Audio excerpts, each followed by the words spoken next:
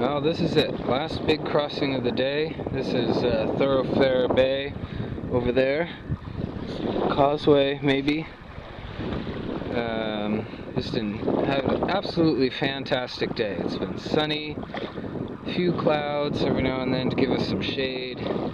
The wind has just been perfect. We've had maybe an hour so far all day that we had the sails down and we're bucking the wind.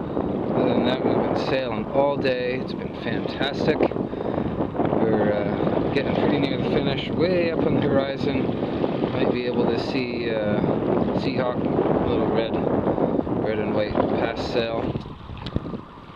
He's been kind of just in front of us most of the day. We're looking forward to be finished. Yahoo! Good stuff.